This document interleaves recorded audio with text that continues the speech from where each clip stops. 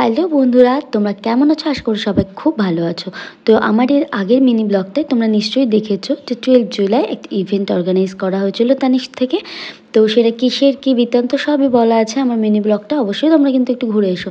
তো ওদিন তানিশকে পৌঁছানোর পর ফার্স্টেই আমি জুয়েলারিগুলো পরে নিচ্ছিলাম, ওরা যেগুলো দিয়েছিল।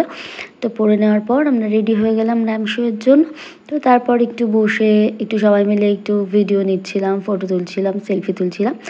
তা করতে করতে আবার আমার কর্তা মশাই অলরেডি সেখানে গিয়েও এক ক্লায়েন্টকে মানে আর কি ওর অ্যাস্ট্রোলজির কিছু পরামর্শ দিয়ে দিচ্ছিল। তারপরে তো আমরা র্যাম শোটা এত মজা করে হয়েছিল, তোমরা অবশ্যই দেখেছো মিনি ব্লগে। আর যদি না দেখে থাকো তোমরা অবশ্যই আমার মিনি ব্লগটা একবার ঘুরে এসো। তো এগুলো করতে করতে ওদের অনুষ্ঠানটা এত মজা লাগছিল, ভীষণই ভালো লাগছিলো। আরও ভালো লাগার বিষয় হলো এটা যে যখন কোথাও গিয়ে কেউ বলে যে দিদি তোমার মেকআপ আমার ভীষণ ভালো লাগে, আমি তোমার মেকআপ দেখি, তো এরকমই একজন পেয়ে গেছিলাম ওখানে গিয়েও।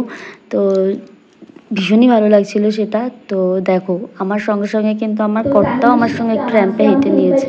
তো আমরা দুজনেই ভীষণ নতুন ব্যাপারটাতে এবং খুব এনজয় করেছি আমরা দুজনে মিলে, এবং সবার সাথে থেকে খুবই ভালো লেগেছে। আর তানিশকে ওদের স্টাফ থেকে শুরু করে ওদের সমস্ত মানুষ, তানিশকে ওদের যতজন আছে ওখানে প্রত্যেকে ভীষণ ভালো, প্রত্যেকের ব্যবহার ভীষণ ভালো। এবং আমার তো কখনো মনে হয়নি তানিশকে গিয়ে, আমি যতবার গেছি আমার ততবারই মনে হয়েছে যে ওরা আমার ভীষণ কাছে।